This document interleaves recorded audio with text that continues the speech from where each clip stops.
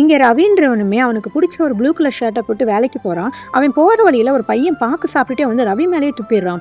இதனால ரவியுமே ரிட்டன் அந்த வீட்டுக்கு வந்து அவன் ஷர்ட்டை வாஷ் பண்ணிட்டு இருப்பான். அப்போ ரவியோட அம்மாவுமே அங்கே வந்து உன்னை பார்க்கறதுக்காக பொண்ணு வீட்டிலேருந்து வராங்க, கொஞ்சம் ரெடியாக இருன்னு சொல்கிறாங்க.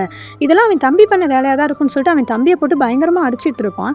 அந்த நேரம் பார்த்து பொண்ணு வீட்டிலேருந்து வந்துடுறாங்க. ரவி ஏதாச்சும் பிரச்சனை பண்ணிட போகிறான்னு சொல்லிட்டு ரவியோட அம்மா அவனை ரூம்குள்ளே வச்சு லாக் பண்ணிடுறாங்க. ரவியோட அம்மாவும் தம்பியும் வந்தவங்க கிட்ட பேசிக்கிட்டு இருப்பாங்க. ஆனால் ரவி ரூம்குள்ள இருந்து சத்தம் போட ஆரம்பிச்சிடுறான். அதனால ரவியோட அம்மாவுமே கதவை திறந்து விட்டுறாங்க. ரவி நேராக வந்து பொண்ணோட அப்பா கிட்ட சத்தம் போட ஆரம்பிச்சிடுறான். அப்போ தான் ரவி அந்த பொண்ணையே பார்க்குறான். ஆக்சுவலாக ரவியும் அந்த பொண்ணும் 3 வருஷத்துக்கு முன்னாடி இருந்தே லவ் பண்ணிட்டு இருந்திருப்பாங்க. ரவி வேலை விஷயமா அமெரிக்கா போகிற மாதிரி இருந்திருக்கும். அதனால அந்த பொண்ணுமே எனக்கு இந்த லாங் டிஸ்டன்ஸ் ரிலேஷன்ஷிப்லலாம் நம்பிக்கை இல்லை அப்படின்னு சொல்கிறா. அதை கேட்ட ரவியுமே கடுப்பாகி அங்கேருந்து வந்துடுறான். அது வந்து அவங்க 2 பேருமே பேசியிருக்கவும் மாட்டாங்க. இப்போ அந்த பொண்ணுமே அவங்ககிட்ட நான் இன்னும் உன்னதான் லவ் பண்ணுறேன் அப்படின்றத சொல்கிறா. அதனால தான் எங்கள் அப்பாவையும் கூட்டிகிட்டு வந்தேன்னு சொல்கிறான். அதை கேட்ட ரவியுமே ஆனால் எனக்கு மேலே லவ்வே இல்லை, அதெல்லாம் எப்பயும் முடிஞ்சு போச்சுன்னு சொல்கிறான். கரெக்டாக அந்த நேரம் பார்த்து ரவியோட அம்மா அவனோட ப்ளூ ஷர்ட்டை காய வைக்கிறாங்க.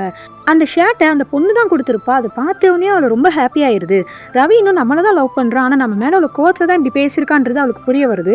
உடனே அவனை ஹக் பண்ணிட்டு சாரியும் சொல்கிறா. அதை கேட்ட ரவியுமே நம்ம கல்யாணம் பண்ணிக்கலாமான்னு சொல்லிட்டு கேட்குறான்.